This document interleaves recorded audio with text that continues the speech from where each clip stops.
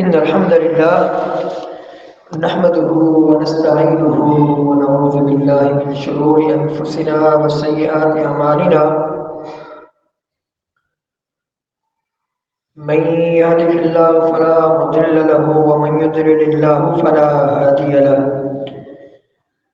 أشهد أن لا إله إلا الله وحده لا شريك له وأشهد أن محمدا عبده ورسوله صلى الله عليه وسلم. أما بعد فإن خير الحديث كتاب الله وخير الهدي هدي محمد صلى الله عليه وسلم وشر الأمور محدثاتها وكل محدثة بدعة وكل بدعة ضلالة وكل ضلالة في النار. اللهم صل على محمد وعلى آل محمد كما صليت على إبراهيم وعلى آل إبراهيم إنك حميد مجيد. اللهم بارك على محمد وعلى آل محمد كما باركت على إبراهيم وعلى آل إبراهيم إنك حميد مجيد. فأعوذ بالله من الشيطان الرجيم. بسم الله الرحمن الرحيم. يا أيها الناس اتقوا ربكم الذي خلقكم من نفس واحدة وخلق منها زوجها وبث منهما رجالا كثيرا ونساء واتقوا الله الذي تساءلون به والأرحام إن الله كان عليكم رقيبا. يا أيها الذين آمنوا اتقوا الله حق تقاته ولا تموتن إلا وأنتم مسلمون. يا أيها الذين آمنوا اتقوا الله وقولوا قولا سديدا يصلح لكم أعمالكم ويغفر لكم ذنوبكم ومن يطع الله ورسوله فقد فاز فوزا عظيما. قال الله تبارك وتعالى: يا أيها الذين آمنوا أطيعوا الله وأطيعوا الرسول ولا تبطلوا أعمالكم. رب اشرح لي صدري ويسر لي أمري واحلل عقدة من لساني يفقهوا قولي. رب أعوذ بك من همزات الشياطين وأعوذ بك رب أن يحضرون. سبحانك لا علم لنا إلا ما علمتنا إنك أنت العليم الحكيم.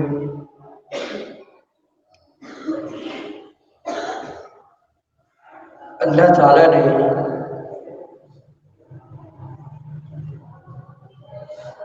ہر شخص پر امام الانبیاء علیہ السلام کی اطاعت اور اتباع فرض کی ہے۔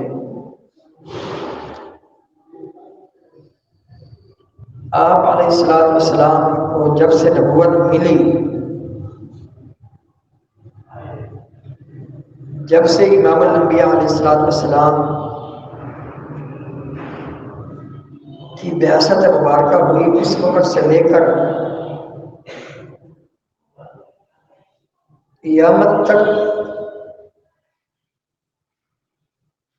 ہر فرد کے لیے ضروری ہے کہ امام الانبیاء علیہ السلام پر ایمان لائے اگر اسے جنت چاہیے اور اسے جہنم سے اگر بچنا ہے۔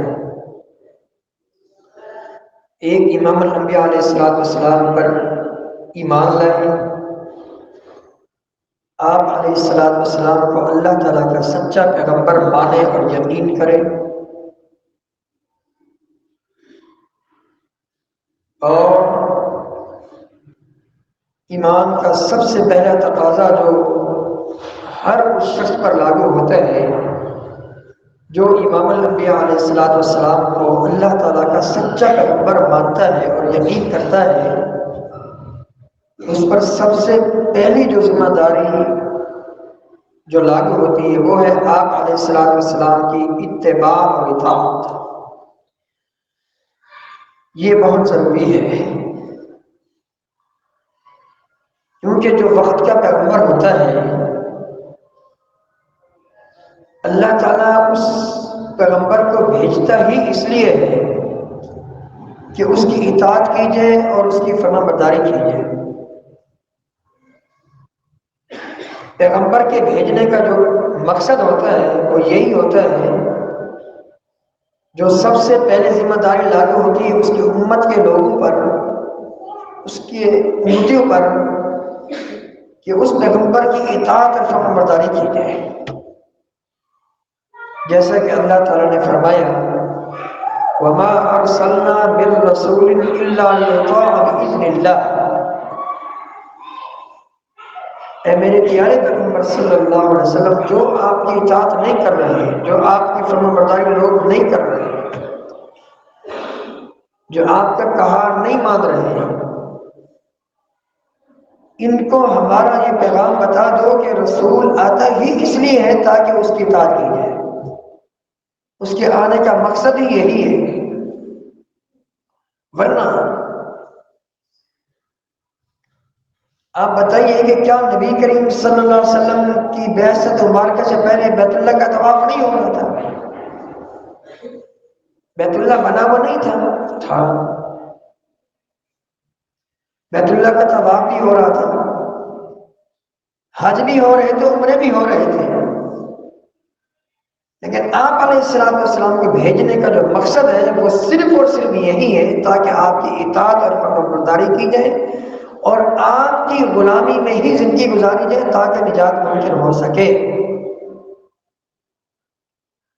یہی نقطے کی بات اگر ہمارے ذہن میں بیٹھ جائے، ہماری دنیا بھی سنور جائے، آخرت بھی سنور جائے۔ اور یہ بات جو اللہ تعالیٰ نے میں سے ہر ایک کو بتائی، مسلمانوں کو تو اس بات کا پتہ ہونا ہی ہونا چاہیے، کافر بھی اس چیز کو جانتے تھے کہ رسول کی بعثت مبارکہ کا مقصد ہی یہی ہوتا ہے کہ اس کی اتباع کیجیے، اس کی فرما برداری کی جائے۔ ہم مسلمانوں کا تو یہ عقیدہ ہے ہی ہے، لیکن کافر بھی، خاص کر مکہ کے مشرک بھی اس چیز کو جانتے تھے کہ رسول کے آنے کا مقصد کیا ہوتا ہے، اس کی اطاعت، اس کی فرما برداری، اس کی اتباع، اس کی پیروی۔ اگر ہمارا یہ ذہن بن جائے کہ ہم نے جو کام بھی کرنا ہے، جو کام بھی کرنا ہے، خاص کر شرعی امور میں سے جو بھی کام سر انجام دینا ہے، اس میں سب سے پہلے میں اپنے اندر سے پوچھوں، دل سے پوچھوں کہ اس کام کو میرے پیارے پیغمبر صلی اللہ علیہ وسلم نے کیا ہے یا نہیں کیا؟ کیا ہے، ٹھیک ہے، کر دیں۔ دوسری چیز، کس طرح کیا ہے، کیسے کیا ہے؟ میں نے ایسے ہی کرنا ہے ورنہ مجھے اس کام کا اجر نہیں ملے گا۔ یہ نقطہ اگر ہمارے ذہن میں بیٹھ جائے، تمام کے تمام اختلافات ختم ہو جائیں۔ کہ ہم یہ نقطہ اپنے ذہن میں بٹھائیں کہ ہم نے جو بھی کوئی کام کرنا ہے جس کو ہم نیکی سمجھتے ہیں، اس کام کو میرے پیارے پیغمبر صلی اللہ علیہ وسلم نے نیکی قرار دیا ہے یا نہیں دیا؟ نیکی قرار دیا ہے تو آمنا وصدقنا، نہیں تو نہیں، بھلے بظاہر وہ کتنا ہی خوبصورت کام ہو، کتنا ہی خوبصورت ہو، لیکن اگر میرے پیارے پیغمبر صلی اللہ علیہ وسلم سے وہ ثابت نہیں، میں نے نہیں کرنا۔ دین بہت آسان ہے، بس یہ نقطہ ہمارے ذہن میں اگر بیٹھ جائے، یقین جانے زندگی ہماری آسان ہو جائے، دنیا بھی آسان ہو جائے، آخرت بھی آسان ہو جائے۔ کہ جو کام میں کر رہا ہوں اس کام کے متعلق مجھے نالج ہو، علم ہو کہ کام میرے پیارے پیغمبر صلی اللہ علیہ وسلم نے کیا ہے یا نہیں کیا۔ کیا ہے تو ٹھیک ہے، کس طریقے سے کیا اس طریقے سے وہ کام کریں، اسی طرح زندگی گزارتے چلے گئے۔ کون سی مشکل بات ہے؟ صحابہ کرام رضوان اللہ علیہ اجمعین نے نبی کریم صلی اللہ علیہ وسلم کی اطاعت نہیں کی، فرما برداری نہیں کی، آخر کار وہ بھی جنتوں کے مستحق جا بنے، اللہ تعالیٰ کی رضا مندی کے مستحق بنے، وہ ایسے ہی بنے، ان کا ذہن یہی تھا۔ جو ذہن ہمارا ہونا چاہیے کہ جو کام کرنا ہے علم ہو کہ یہ کام میرے پیارے پیغمبر صلی اللہ علیہ وسلم کی سنت سے ثابت ہے یا نہیں ہے تو ٹھیک ہے، نہیں تو نہیں۔ کون سی اس میں مشکل بات ہے؟ کون سی اس میں پریشانی بڑی بات ہے؟ عرض کر رہا تھا کہ مکہ کے مشرک بھی خاص طور پر وہ یہ جانتے تھے کہ جو پیغمبر ہوتے ہیں اس کی اطاعت فرض ہوتی ہے۔ صحیح مسلم کی حدیث، صلح حدیبیہ کا موقع سن 6 ہجری، امام الانبیاء علیہ السلام کو اللہ تعالیٰ نے خواب دکھایا کہ آپ بیت اللہ میں جا کر بیت اللہ کا طواف کر رہے ہیں، آپ عمرہ کر رہے ہیں۔ آپ علیہ السلام نے تیاری کی، عمرے کی، چلے گئے، لیکن آگے ماحول سازگار نہیں تھا کہ آئندہ سال عمرہ کرنا پڑا۔ اللہ تعالیٰ نے یہ تو بتا دیا آپ عمرہ کر رہے ہیں، لیکن یہ تو نہیں بتایا نا اس سال یا اگلے سال یا اس سے اگلے سال۔ خواب کی جو انبیاء علیہ السلام کا خواب وہی ہوتا ہے، یہ بتا دیا گیا کہ آپ عمرہ کریں گے، لیکن یہ نہیں بتایا گیا کہ اس سال یا اگلے سال۔ بہرحال یہاں صلح نامہ لکھا گیا جس میں ایک یہ بات بھی تھی کہ آپ آئندہ سال آئیے گا، ابھی آپ لوگ واپس چلیں جائیں۔ آپ نے بولا ٹھیک ہے، مجھے منظور ہے۔ جو صلح نامہ لکھنے کے لیے کفار کی طرف سے جو قاصد آ رہے تھے ان میں سے ایک سہیل بن عمر تھا، جو مسلمان نہیں تھا، بعد میں مسلمان ہو گیا۔ سہیل بن عمر رضی اللہ تعالیٰ۔ سیدنا علی بن ابی طالب رضی اللہ تعالیٰ عنہ کو نبی کریم صلی اللہ علیہ وسلم نے فرمایا علی لکھی ہے۔ سیدنا علی رضی اللہ تعالیٰ عنہ کو کرم اللہ وجہہ اس میں لکھ رہے ہیں، ابھی ابتدا ہو رہے لکھنے کی، ھذا من محمد رسول اللہ صلی اللہ علیہ وسلم، یہ دستاویز، یہ صلح نامہ محمد الرسول اللہ صلی اللہ علیہ وسلم کی طرف سے لکھا جا رہا ہے مکہ کے مشرکوں کی طرف۔ سہیل بن عمر اس نے بولا یہ آپ نے کیا لکھا، ذرا دوبارہ بتائیں، مجھے دکھائیں۔ ھذا من محمد رسول اللہ، یہ محمد الرسول اللہ کی طرف سے لکھا جا رہا ہے۔ کہا رسول اللہ تمہارے ہوں گے، ہمارے نہیں ہیں، وہ رسول تمہارے ہیں۔ لو علمنا انک رسول اللہ لتابعناک، اگر ہم آپ کو اللہ کا رسول ماننا پھر تو آپ کے پیچھے چلتے، پھر تو آپ کی پیروی کرتے۔ ذہن دیکھیے اس کا، وہ یہ ذہن دے کر گیا۔ میں سمجھتا ہوں اس کی اس بات کی وجہ سے اللہ نے 2 سالوں کے اندر اندر اسے مسلمان ہونے کی توفیق دے دی۔ یہ نکتہ ہمیں سمجھ میں نہیں آیا لیکن اس کو آ گیا۔ لو علمنا انک رسول اللہ لاتبعناک، اگر ہم آپ کو اللہ کے رسول مانتے تو پھر آپ کے پیچھے چلتے، آپ کی پیروی کرتے۔ اب آج کل کے مسلمانوں کو دیکھ لیجیے کتنے بت نبی کریم صلی اللہ علیہ وسلم کی اطاعت اور فرمانبرداری اپنے بیچ میں کتنے بت رسم ہیں۔ حدیث واضح ہے، قرآنی آیات واضح ہے، لیکن یہ بت، یہ آبا اجداد کی تقلیدات، یہ چیزیں، ان چیزوں نے ہمیں اطاعت رسول کی کے راستے سے محروم کر دیا۔ الا ماشاءاللہ، اللہ کے بندے یہ بت ہیں، وہ ساری کی ساری چیزیں وہ بت ہیں۔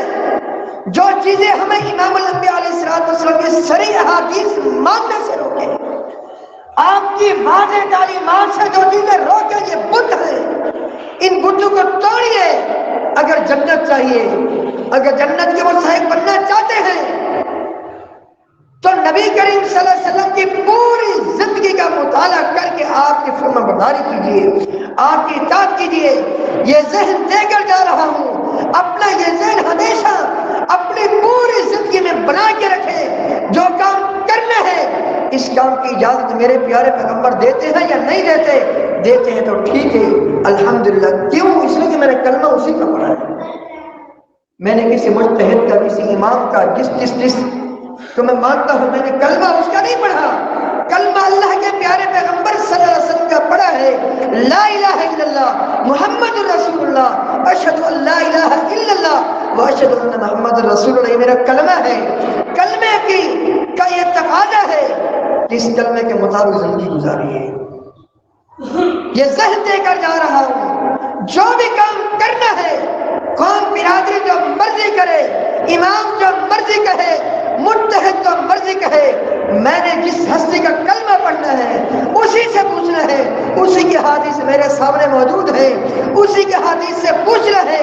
حدیث سنت مجھے اس کام کی اجازت دیتی ہے یا نہیں دیتی ہے تو الحمدللہ اس کو اختیار کیجیے، اس کو سینے کے ساتھ لگائیے، اور جس طرح وہ کام سر انجام دینا ہے اس کا طریقہ بھی امام الانبیاء علیہ السلام کی سنت سے پوچھیے، زندگی آسان ہوگی، کاروبار میں برکت ہوگی، یہ زندگی پوری بابرکت گزرے گی، ہماری پوری فیملی، پورے گھرانے پر برکت نازل ہوگی جس طرح صحابہ کرام کی زندگی میں برکتیں ہیں۔ شرط یہی ہے کہ جو کام بھی کریں امام الانبیاء علیہ السلام کی حدیث سے پوچھ کر کریں۔ اس میں کون سی لڑائی جھگڑنے والی بات ہے؟ اس میں کون سی تعصب والی بات ہے؟ صحیح بخاری کی حدیث، نبی کریم صلی اللہ علیہ وسلم نے فرمایا کل قیامت کا دن ہوگا، آپ اندازہ لگائیے اتباع سنت کی کتنی اہمیت ہے۔ قیامت کا دن ہوگا، نبی کریم صلی اللہ علیہ وسلم نے فرمایا میں حوض کوثر پر موجود ہوں گا، اپنی امت کے متقین لوگوں کو حوض کوثر سے شربت پلا رہا ہوں گا، پانی پلا رہا ہوں گا۔ اللہ اکبر۔ کچھ لوگ میری امت میں سے میرے قریب آئیں گے، میں ان کو پہچان لوں گا، میری امت کے لوگ ہیں، یہ میری جماعت کے لوگ ہیں، ان کے اعضاء وضو چمک رہے ہوں گے، کیونکہ اس امت کا یہ خاصہ ہے کہ اس کے اعضاء وضو چمک رہے ہوں گے قیامت کے دن۔ ان کے جو نمازیں پڑھتے ہیں، ان کے نہیں جو نمازیں نہیں پڑھتے، یہ بھی ذہن میں رہے، جو نماز سے پہلے وضو کرتے ہیں ان کے اعضاء وضو کل قیامت کے دن چمک رہے ہوں گے، چودھویں کے چاند سے بھی بڑھ کر۔ یہ اس امت کا خاصہ ہے، تو ان کے اعضاء وضو چمک رہے ہوں گے، میں ان کو پہچان لوں گا، میں کہوں گا یہ میری امت کے لوگ ہیں۔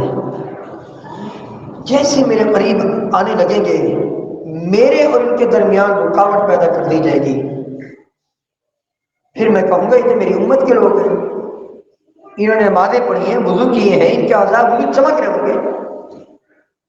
مجھ سے کہا جائے گا انک لا تدری ما احدثوا بعدک، آپ نہیں جانتے ان لوگوں نے آپ کے پیچھے دین میں کون سی بدعت ایجاد کر رکھی تھی۔ جب میں یہ سنوں گا اچھا ایسی ہے، ایسی بات ہے، حقیقت یہ ہے، مجھ سے کہا جائے گا جی ایسا ہی ہے، پھر میں رحمت للعالمین ہونے کے باوجود میں کہوں گا سحقا لمن غیر بعدی، ان کو مجھ سے ہٹا لیا جائے، دور کر دیا جائے جنہوں نے میرے دین میں بدعت ایجاد کی۔ یہ ہے اتباع سنت کی اہمیت، جو سنت کی پیروی نہیں کرے گا اس کے ساتھ یہی ہوگا۔ تو اس وقت کے آنے سے پہلے ہم سب اپنے گریبانوں میں جھانکیں کہ آیا ہم اتباع سنت کے امتحان میں کہیں ناکام تو نہیں ہو رہے؟ اگر ناکام ہو رہے تو ابھی سے اپنی اصلاح کیجیے، اگر کامیاب ہو رہے واقعات میں میرا ذہن یہی ہے، دنیا کے مفتیان کرام جو مرضی کہے لیکن میں نے فالو کرنا ہے امام الانبیاء علیہ السلام کی سنت کو، آپ کے طریقے کو، آپ کی اطاعت کرنی ہے، آپ کی اتباع کرنی ہے، آپ علیہ السلام کی فرما برداری کرنی ہے، دنیا میں جو مرضی ہوتا رہے میں نے امام الانبیاء علیہ السلام کی بات کو ماننا ہے، آپ کی پوری زندگی غلامی کرنی ہے، آپ کی سچی اطاعت کر کے، آپ علیہ السلام کی فرما برداری کر کے، آپ علیہ السلام کے نقش قدم پر چل کے، اگر یہی ذہن ہے تو ہمیں مبارک ہو، بہت اچھا ذہن ہے کہ میں نے پوری زندگی دنیا والوں کے، دنیا میں جو مرضی ہوتا رہے میں نے پوری زندگی امام الانبیاء علیہ السلام کی سنت کو فالو کرنا ہے، آپ کے طریقے کو اپنانا ہے۔ یہ بڑا بابرکت ذہن ہے۔ اگر ہمارا ایسا ذہن ہے، اگر ایسا نہیں تو پھر یاد رکھیے قبر میں بھی حساب ہوگا، امتحانات میں کہیں ناکامی نہ ہو، اور آخرت میں تو ہونا ہی ہونا ہے۔ نبی کریم صلی اللہ علیہ وسلم کی سنت کے متعلق قبر میں بھی پوچھا جاتا ہے، یاد رکھیے۔ اللہ اکبر۔ صحیح بخاری کی حدیث، نبی کریم صلی اللہ علیہ وسلم نے فرمایا جب کسی قبر والے سے فرشتے سوال کرتے ہیں وہ شخص کون ہے جس کی تم دنیا میں اطاعت کیا کرتے تھے، فرما برداری کیا کرتے تھے، اس کا نام نام اس میں گرامی کون ہے؟ وہ قبر والا کہے گا متقی شخص، پرہیزگار شخص، امام الانبیاء علیہ السلام کی پوری زندگی پیروی کرنے والا شخص، وہ محمد رسول اللہ، وہ محمد ہیں صلی اللہ علیہ وسلم، اللہ کے رسول ہیں۔ فَأَجَبْنَا وَاتَّبَعْنَاهُ، ہم نے آپ کی ہر بات پر لبیک کہا، آپ کی اتباع کی، آپ کی پیروی کی۔ قبر میں بھی یہی پیروی کام آ رہی ہے، آخرت میں بھی کام آئے گی۔ تو آئیے اپنا یہ ذہن بنا کے جائیے، جو مرضی ہو جائے، میں نے پوری زندگی امام الانبیاء علیہ السلام کی اطاعت کرنی ہے، فرما برداری کرنی ہے، آپ کے حدیث مبارکہ کے مطابق اپنا شب و روز گزارنا ہے۔ یہی کامیابی کا راستہ ہے، یہی نجات کا راستہ ہے، یہی اللہ تعالیٰ کی محبت کے حصول کا راستہ ہے، یہی گناہوں کی مغفرت کا راستہ ہے۔ اللہ تعالیٰ کا فرمان قل ان کنتم تحبون اللہ فاتبعونی یحببکم اللہ ویغفر لکم ذنوبکم واللہ غفور رحیم۔ اے میرے پیارے پیغمبر صلی اللہ علیہ وسلم فرما دیجئے، اے میری امت کے لوگوں، اگر تم اللہ تعالیٰ سے محبت کرنے کے دعوے دار ہو تو فاتبعونی، میری پیروی کرو، یحببکم اللہ، اللہ تعالیٰ تم سے محبت کرے گا، وَيَغْفِرْ لَكُمْ ذُنُوبَكُمْ، اللہ تعالیٰ تمہاری بخشش فرما دے گا، اللہ تعالیٰ بخشنے والا مہربان ہے۔ یہی راستہ ہدایت کا ہے، باقی راستے گمراہی کے ہیں، یہی ایک ہی راستہ ہدایت کا ہے جو امام الانبیاء علیہ السلام کی سچی اطاعت کا ہے، اتباع کا ہے۔ اللہ تعالیٰ کا فرمان وَاتَّبِعُوهُ لَعَلَّكُمْ تَهْتَدُونَ، اس پیارے پیغمبر صلی اللہ علیہ وسلم کی پیروی کرو تاکہ تم ہدایت یافتہ ہو جاؤ۔ ان تطیعوہ تہتدوا، اگر اس پیارے پیغمبر صلی اللہ علیہ وسلم کی اطاعت کرو گے، فرما برداری کرو گے، ہدایت مل جائے گی۔ اتنی ساری آیات، اور یہ پوری انسانیت میں یہ وہ شخصیت ہے امام الانبیاء علیہ السلام، پوری انسانیت میں، کیا انبیاء علیہ السلام، کیا بزرگان دین، پوری انسانیت میں یہ وہ شخصیت ہے جن کی اطاعت کو اللہ نے اپنی اطاعت کہا۔ اور کوئی کمی رہ گئی؟ کوئی ہے کمی؟ فَمَن يُطِعِ الرَّسُولَ فَقَدْ أَطَاعَ اللَّهَ، جس نے اللہ کے رسول صلی اللہ علیہ وسلم کی اطاعت کی، اس نے در حقیقت اللہ کی اطاعت کی۔ دنیا کا کوئی امام، کوئی مجتہد ایسا دکھا، قسم اٹھا کے بولو کہ اس کی اتباع، اس کی اطاعت اللہ کی اطاعت ہے، بولو کسی کے اندر اگر جرت ہے؟ کوئی بھی نہیں۔ ان تطیعوہ تہتدوا، اللہ تعالیٰ نے کہا یہ سمپل ہے، یہ نمونہ ہے، اس کی معنی کہ تو ہدایت ملے گی۔ کوئی ایک ہستی اس پیارے پیغمبر صلی اللہ علیہ وسلم کے علاوہ دکھاؤ جس کی اطاعت کر کے ہدایت ملتی ہے، گارنٹی سے بولو، کوئی بھی نہیں بول سکتا۔ اللہ تعالیٰ گارنٹی دے رہا ہے، رب العالمین قسمیں کھا رہا ہے، میں تمہیں قسم دیتا ہوں، میں اپنی ذات کی قسم کھاتا ہوں، فلا وربک لا یؤمنون حتی یحکموک فیما شجر بینہم، کہا مجھے میرے رب ہونے کی قسم، اے میرے پیارے پیغمبر صلی اللہ علیہ وسلم، اس وقت تک آپ کی امت کے لوگ مسلمان ہو ہی نہیں سکتے جب تک آپ کو جج نہ مانے، آپ کو چیف جسٹس نہ مانے، دین کے ہم معاملے میں جب تک آپ سے فیصلے نہ کروائیں، مجھے میری ربوبیت کی قسم مسلمان ہو ہی نہیں سکتے۔ کوئی اور ہستی دیکھنا کوئی ایسی ہے جس کے فیصلوں کی یہ حیثیت ہو، جس کے فتووں کی یہ حیثیت ہو، جس کے فتووں کی یہ حیثیت ہو، جو حیثیت خود اللہ تعالیٰ بتائے کہ اس میرے پیارے پیغمبر صلی اللہ علیہ وسلم کے فتووں کی، اس کے فیصلوں کی حیثیت وہ ہے جو اس کے فیصلے مانے گا مسلمان ہے، جو نہیں مانے گا وہ تو مسلمان نہیں ہے۔ اللہ کی ربوبیت کی قسم کھا رہا ہے، باقی پیچھے کیا رہا؟ باقی پیچھے رہا کیا؟ سب کچھ تو اس میں آ گیا۔ یہ واحد ہستی ہے جس کی پوری زندگی اللہ تعالیٰ ہمارے لیے سیمپل اور نمونہ قرار دی ہے، اور کوئی لے کر اور ماں کا لال کوئی اور ہو، کوئی امام، کوئی مجتہد، کوئی فقیہ دنیا کا، کوئی بڑے سے بڑا امام جس کی پوری زندگی کو ایڈل اور نمونہ قرار دیا ہے، وہ ایک ہی ہستی ہے، لقد کان لکم فی رسول اللہ اسوۃ حسنہ۔ باقی اللہ تعالیٰ نے کیا چھوڑا؟ سب کچھ تو بتا دیا، اور ضرورت کس چیز کی ہے؟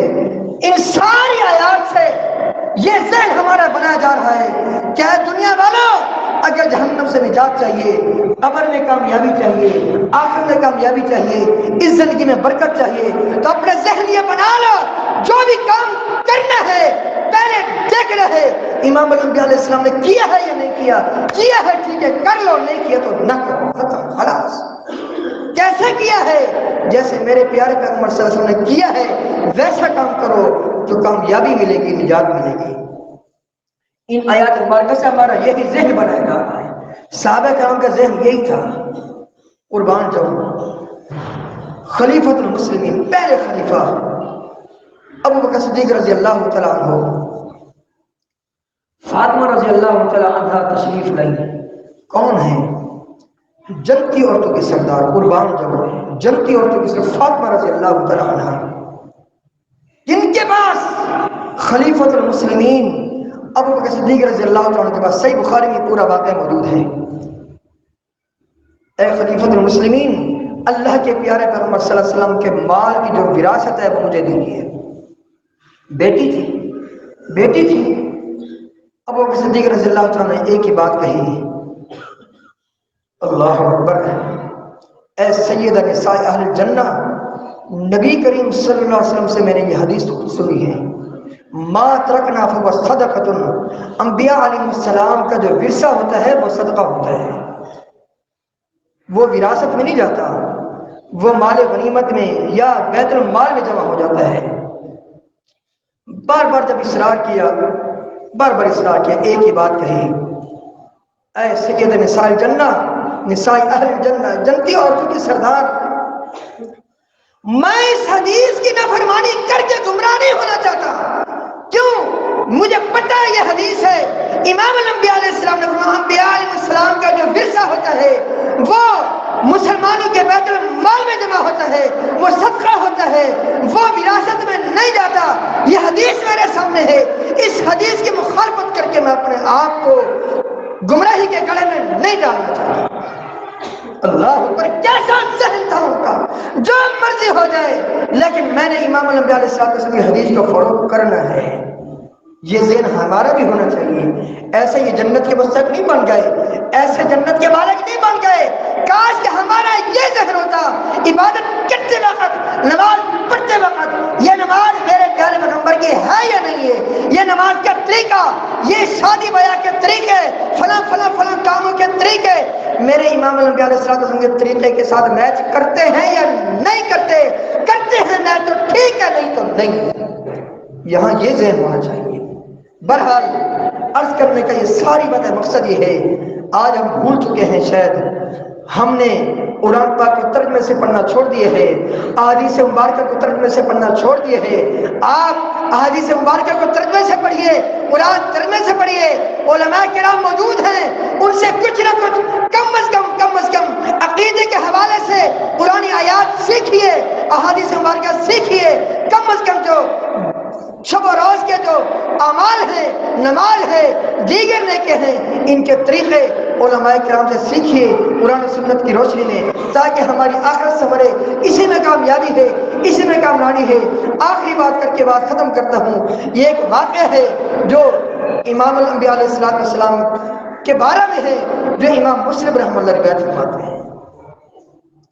یہ اس شخص کے بارے میں ہے جس شخص کو نبی کریم صلی اللہ علیہ وسلم نے کسی کام کے لیے بھیجا، اور جس وقت بھیجا شدت کی سردی ہے۔ آپ علیہ السلام نے فرمایا کون ہے جو ان کافروں کی خبر لے کر آئے؟ یہ غزوۃ الاحزاب کا واقعہ ہے، جب دنیا بھر کے اس وقت کے کافر مدینہ پر چڑھائی کرنے کے لیے جمع ہوئے اور خندقیں کھودی گئی۔ غزوہ خندق کا واقعہ ہے، شدت کی سردی ہے، کسی کی بھی ہمت نہیں ہو رہی۔ آپ علیہ السلام نے بار بار یہی کہا کہ کون ہے جو ان کی خبریں لے کر آئے؟ بہرحال آپ علیہ السلام نے حذیفہ رضی اللہ تعالیٰ عنہ سے کہا تم یا حذیفہ تم جاؤ، دیکھ کر آؤ کہ یہ لوگ کیا کر رہے ہیں، مکہ کے مشرک۔ حذیفہ بن یمان رضی اللہ عنہ کہتے ہیں جیسے اب میرے لیے کوئی چارہ کار نہیں کہ میں کوئی انکار کروں۔ آپ نے جب نام لے لیا تو بات ختم، بات کلیئر ہو گئی، اب میرا جانا یقینی ہو گیا۔ میں کھڑا ہوا، بہت سردی ہے، سردی کی وجہ سے کب کپا رہا ہوں، لیکن قربان جاؤں جیسے ہی جانے لگا اللہ تعالیٰ نے ساری میری سردی ختم کر دی اور مجھے ایسا لگ رہا ہے جیسے میں گرم حمام میں چل رہا ہوں. حالانکہ شدت کی سردی، رات کا ٹائم، ٹھنڈی ہوائیں، میدانی علاقہ ہے، لیکن اللہ تعالیٰ نے ساری سردی مجھ سے دور کر دی. المالک اللہ کون ہے؟ اللہ تعالیٰ ہے. پوری کائنات کا مالک وہی ہے. سردی پر اسی کے اختیار چلتا ہے، گرمی پر اسی کے اختیار چلتا ہے. جس اللہ نے ابراہیم علیہ السلام کے لیے آگ کو گلزار بنا دیا، آج حذیفہ رضی اللہ عنہ سے سردی کو ختم کر دیا. کیا میں جا رہا ہوں؟ لیکن امام الانبیاء علیہ السلام نے نصیحت کی تھی. لیکن آپ کی نصیحت میں کتنا بڑا درس ہے، کاش کہ ہمیں یہ بات سمجھ میں آ جائے. جا رہے ہو، کہنا کسی کو کچھ نہیں، صرف جاؤ، خالی خبر لے کر آ جاؤ کہ یہ لوگ کیا کر رہے ہیں. کہتے اگر میں وہاں جیسے گیا، ابو سفیان میرے سامنے تھا جو اس وقت مسلمان نہیں تھا، نبی کریم صلی اللہ علیہ وسلم جو سن 8 ہجری میں فتح مکہ کے موقع پر مسلمان ہوا تھا، ابو سفیان رضی اللہ تعالیٰ عنہ، اس وقت وہ کفر کی حالت میں تھے. انہی کی قیادت میں مکہ کے مشرک آئے تھے یہاں چڑھائی کرنے. اگر میں وہاں جا تو چلا تو گیا، اگر میں اس کو تیر کا نشانہ مار دوں اس کا کام تمام ہو جاتا ہے، یہ اسی وقت میرے نشانے میں آ جاتا ہے، اس کا خاتمہ ہو جاتا ہے. لیکن آپ علیہ السلام کے علم میں تو نہیں تھا نا سامنے ابو سفیان ہوگا. آپ نے کہا یہ کسی کو کہنا کچھ نہیں، بتائیے اگر یہ نافرمانی کرتے ابو سفیان کی موت کفر پر ہوتی نہ ہوتی. آپ علیہ السلام کی بات دیکھیں، ابو سفیان جو نشانے پر تھا آج بچ گیا. 2 سال کے بعد، 2-3 سال کے بعد یہ ابو سفیان مسلمان ہو گیا. کہتے میں گیا، خبر لے کر واپس آیا، تب بھی مجھے ایسا محسوس ہوا کہ جیسا کہ میں گرم حمام میں چل رہا ہوں. پھر نبی کریم صلی اللہ علیہ وسلم نے خوشی کا اظہار فرمایا. آپ علیہ السلام نے میری تسلی کے لیے اپنی چادر مبارک میرے اوپر ڈال دی. اللہ اکبر. اپنی چادر مبارک جو خود آپ علیہ السلام اوڑھتے تھے وہ مجھ پر ڈال دی. حالانکہ رات بھر سردی تھی، اس چادر کی وجہ سے مجھے اتنی سکون سے نیند آئی، اتنی سکون سے نیند آئی. نبی کریم صلی اللہ علیہ وسلم کو کہنا پڑا قم یا نعمان، اے سونے والے بیدار ہو جاؤ. یہ دیکھیں چھوٹا سا واقعہ ہے، ایک حدیث پر عمل کیا، اللہ تعالیٰ نے اسی وقت صلہ دے دیا. ہم اگر حدیثوں پر عمل کریں گے، احادیث مبارکہ پر عمل کریں گے، سنت کو فالو کریں گے، کتنی برکتیں ہوں گی، کتنی آسانیاں ہوں گی. امت میں برکت ہوگی، کاروبار میں برکت ہوگی، گھر میں برکت ہوگی، اولاد میں برکت ہوگی. سب سے بڑھ کر اللہ تعالیٰ کی رضامندی ملے گی، اللہ تعالیٰ کی خوشنودی ملے گی، اللہ تعالیٰ کی محبت ملے گی. تو اللہ تعالیٰ سے دعا ہے اللہ تعالیٰ ہمیں ایسا ذہن بنانے کی توفیق عطا فرمائے. اگر یہ ذہن ہے ہمارا کہ جو کام کرنا ہے امام الانبیاء علیہ السلام کی سنت کے مطابق کرنا ہے، پوری زندگی اگر اسی طرح گزری، یقین جانے یہ بڑا مبارک سفر ہوگا. یہاں بھی آسانیاں، قبر میں بھی آسانیاں، آخر میں بھی انشاءاللہ آسانیاں ہی آسانیاں ہوگی. اللہ تعالیٰ سے دعا ہے اللہ تعالیٰ ہم سب کو امام الانبیاء علیہ السلام کا سچا پیروکار، آپ کا سچا فرمانبردار بننے کی توفیق عطا فرمائے. استغفر اللہ لی ولکم ولسائر المسلمین.